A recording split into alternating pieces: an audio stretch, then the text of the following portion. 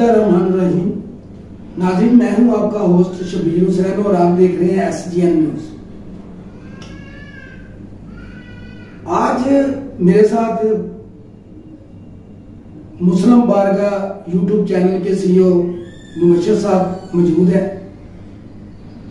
तो मैं काफी दिनों से सोशल मीडिया पे, फेसबुक पे और टिकटॉक पे और ये इनके मैसेज जो दीन के हवाले से इस वक्त हमें बहुत ज़रूरत है कि हमारी जो नई नस्ल है उसको ये मैसेज दिया जाए कुरान और हदीस के मुताबिक ज़िंदगी बसर करने के लिए।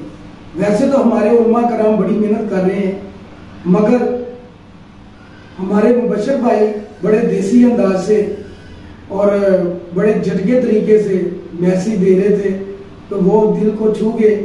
तो मैंने कहा मैंने अपने चैनल पे बनाऊंगा।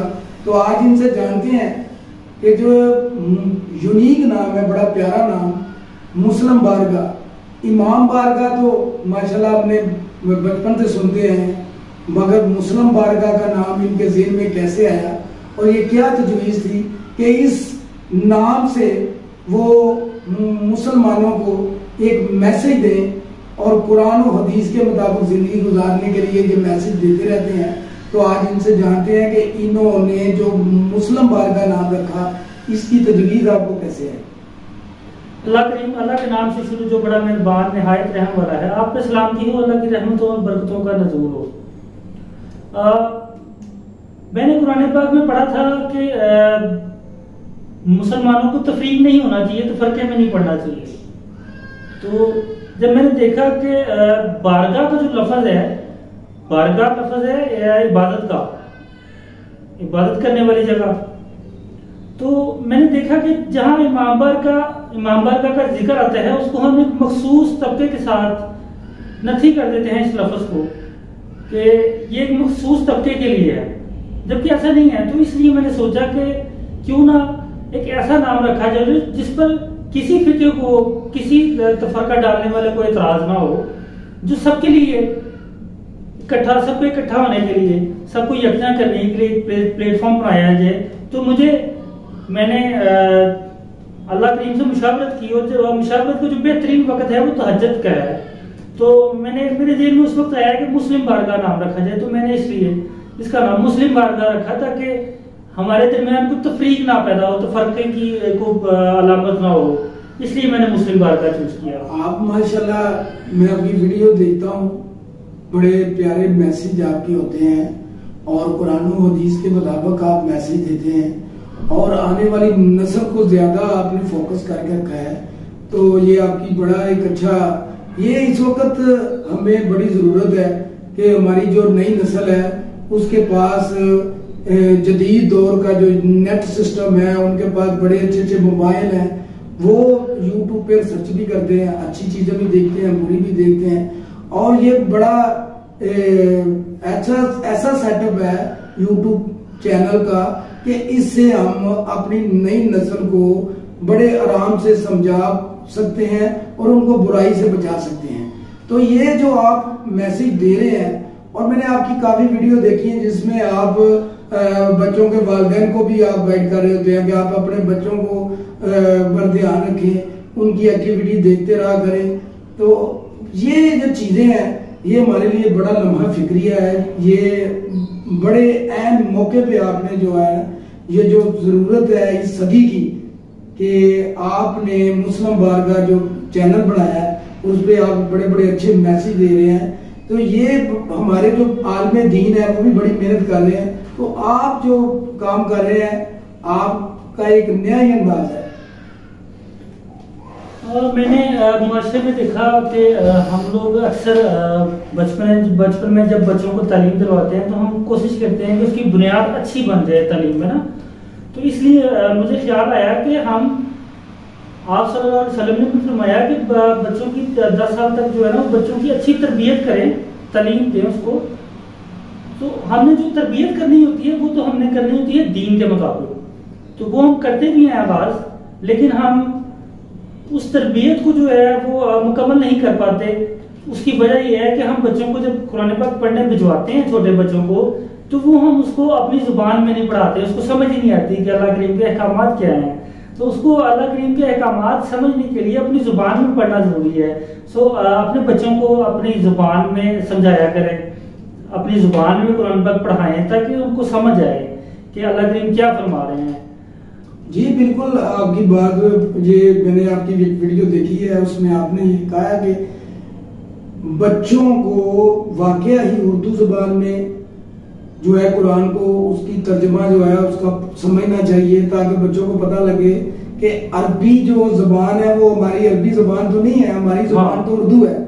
तो हमारे जो बच्चे हैं वो वाकया ही बिल्कुल वो उर्दू जुबान में उसके तर्जमे को समझ सकेंगे और उन्हें पता चलेगा कि अल्लाह का के अहकामात क्या है और हमें क्या समझाया जा रहा है। बिल्कुल, देखिए जब तक अपनी जुबान में नहीं समझेंगे तो उसको कैसे, वो अपनी जुबान में नहीं पढ़ेंगे तो बच्चों को कैसे समझ आएगी कि वो क्या पढ़ रहे हैं। यही हमारी प्रॉब्लम है कि हम बच्चों की जो बेस है, जो बुनियाद हमने मजबूत करनी होती है, इस्लाम के जरिए दीन इस्लाम की के मुताबिक तरबियत करनी होती है, वो हम अधूरी छोड़ देते हैं अक्सरियत। अच्छा, आपके इल्म में है कि ये हमारे जो बच्चों को इस्लामियात की जो किताब है जी जी, इसमें काफी आयत मुबारका तर्जुमे के साथ हुआ करती थी, अब इसमें काफी तब्दीलियां हो चुकी हैं, आपके इल्म में है ऐसी कोई बात? जी बिल्कुल ऐसा है, ऐसा नहीं होना चाहिए। हालांकि चले को थोड़ी बहुत तरबियत जो है वो इस्लामियात की बुक्स से हो जाती थी, अब वो नहीं है बिल्कुल भी। लेकिन मैं फिर फोकस करूंगा कि बच्चों को कुरान करीम समझाना बहुत जरूरी है।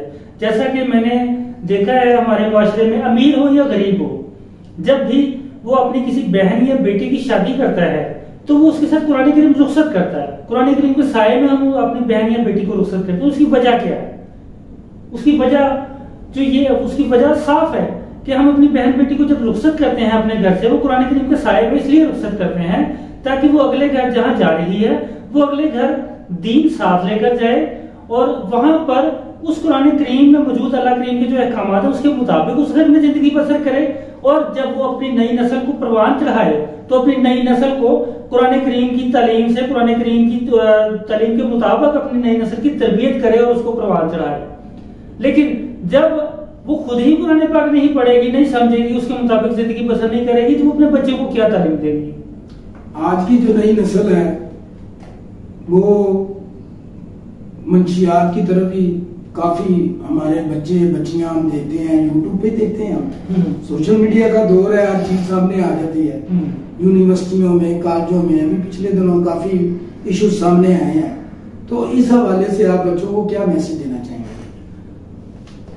देखें, आज आके सारी बातें वहीं पे आके रुकती हैं मेरी, और अक्सर लोग मुझे कहते हैं कि बार बार आप एक ही बात क्यों रिपीट करते हैं। मैं रिपीट इसलिए करता हूँ कि हम अपने बच्चों की बुनियाद ही ठीक नहीं बिठाते जब हम उनको बचपन में ही अल्लाह करीम की मोहब्बत, अल्लाह करीम का खौफ उसके दिल में नहीं डालते, उसको कुरान पाक नहीं समझाते, उसका मकसद ही नहीं समझाते कि इसके मुताबिक आपने जिंदगी बसर करनी है। तो फिर बड़े होकर वो बहुत सारे प्रॉब्लम्स का शिकार हो जाता है। जैसा कि आज माशरे में बहुत सारे लोग इस बात के लिए परेशान होते हैं कि हम वो अपनी औलाद की वजह से फिक्रमंद होते हैं, अपनी औलाद की कुताहियों की वजह से परेशान रहते हैं। भाई जब आपने अपने बच्चों को बचपन में तरबियत ही नहीं दी कुरान के मुताबिक उनको समझाया ही नहीं है, उनको जिंदगी बसर करने का तरीकाकार नहीं बताया, उसको समझ ही नहीं है कि मेरे मुझे क्या अल्लाह करीम ने अहकाम दिए हैं, तो फिर किस बात की गिले शिकवे? जी मैं आपकी बात से इत्तेफाक करता हूँ। वाकई जब हम बचपन में हमें जो अपने बड़े बुजुर्गों से जो सबक मिलता है वो आगे जाके हमें किताबों में नहीं मिलता। हाँ, किताबों में वो चीजें नहीं है जो हमें हमारे बड़े बुजुर्ग जो हमें बचपन में समझाया करते थे वो हमने जाके किताबों में नहीं मिली जाके, मगर उन्होंने हमें अपनी जिंदगी गुजारने के जो तरीके बताए, अच्छाई बुराई, वो जो वक्त थे हमारे, तो हम तो अपने पड़ोसियों के दबके से भी डरा करते थे। मगर आज का जो दौर है, हमारे बच्चे को कोई पड़ोसी अगर थोड़ा सा डरा धमका ले तो हम झगड़ना शुरू कर देते हैं। देखिए ये तमाम बातें आपको कुरान करीम से मिलती हैं।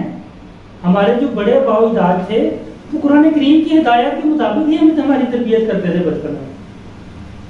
लेकिन आज हमारे माशरे में कुरान करीम के मुताबिक तरबियत नहीं होती, उसके मुताबिक जिंदगी नहीं बसर करते हम, क्योंकि हमें समझ ही नहीं है। हम तो चंद सोशल मीडिया के क्लिप्स देख लिए या चंद कई कभी कभार लोग जुमा पढ़ने चले जाते हैं तो वहां भी खुतबा कुछ चंद बातें सुन ली, तो सुनी सुनाई बातों पे अमल करते हैं। हम खुद प्रैक्टिकली कुरान करीम को नहीं समझते, जबकि हमारे पास सिर्फ एक किताब है कुरान करीम, जिसके मुताबिक हमने जिंदगी बसर करनी है। इसके अलावा कोई किताब नहीं है हमारे ऊपर फर्ज। पूरे का पूरा ज़ाब्ता हयात आपका कुरान करीम में दर्ज है। बिल्कुल, अगर हम उसी को समझ लें तो उसी के मुताबिक जिंदगी बसर कर लें तो हम कामयाब हैं। अगर हम उसके मुताबिक जिंदगी बसर नहीं करेंगे और दुनिया बेहतर करने के लिए बेशुमार बुक्स स्टडी कर लेंगे तो वो फजूल है। अगर हम जब तक हम कुरान करीम नहीं समझेंगे उसके मुताबिक जिंदगी बसर नहीं करेंगे। मैं आपकी बात पे इत्तेफाक करता हूँ, सदियां गुजर गई हैं, मगर जो अंबिया कराम आए, नबी आए हैं, गौस आए हैं, कुतुब आए हैं, अबदाल आए हैं, अगर हम उन्हीं की सवाल उम्री पढ़कर देखें, उसकी तरफ तवज्जो करें तो उन्होंने अपनी सारी जिंदगी जो है इस बात पे गुजार दी कि वो अल्लाह के अहकामात और अल्लाह के पैगाम, दीन और इस्लाम को फैलाते हुए उनकी जिंदगियां जो है वो इसी तरह खत्म हो गई। उन्होंने अल्लाह के लिए वक्फ कर दिया अपने आप। बेशक ऐसे ही है, जबकि उन्होंने भी यही काम किया। सभी ने, जितने अल्लाह के वली पैगंबर, जितने नबी अंबिया इकराम गुजरे, सब ने सिर्फ एक ही बात कही कि अल्लाह करीम के अहकामात के मुताबिक जिंदगी बसर करे। तो अल्लाह करीम के अहकामात जो हैं वो तो सिर्फ कुरान पाक में मौजूद है, इसके अलावा कोई दूसरा रास्ता नहीं है। तमाम इस्लामी किताबें जो हैं वो कुरान पाक की तशरीह में लिखी गई हैं। तो जो हमारी बुनियाद है कुरान करीम, जब हम उसी को नहीं समझेंगे तो हमें क्या पता कि कौन तशरीह ठीक कर रहा है, कौन गलत कर रहा है, कौन सा उस्ताद हमें ठीक बता रहा है, कौन सा आलिम हमें गलत बता रहा है। जब हम उस कुरान करीम को, इस किताब को हम पढ़ेंगे, समझेंगे, फिर ही हमें उसकी तशरीह की समझ आएगी कि कौन सा आलम इसकी ठीक तशरीह कर रहा है या नहीं कर रहा। जी नाज़रीन,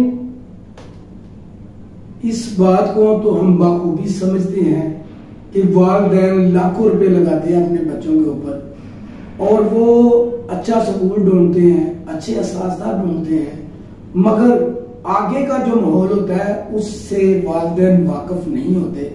मगर ये किस्मत है कि बच्चा अच्छाई की तरफ जाए या बुराई की तरफ जाए, मगर इसमें सबसे जो ज्यादा रोल होता है वो हमारे बड़े बुजुर्गों का होता है, वो हमारा होता है कि हम बच्चे की तरबियत जो है वो बुनियाद उसकी ठीक रखें। अल्लाह ताला आपका और हमारा हामी नासिर हो और अल्लाह ताला हमें इस तरह के अच्छे मैसेज और अच्छे पैगाम देने की तौफीक अता फरमाए।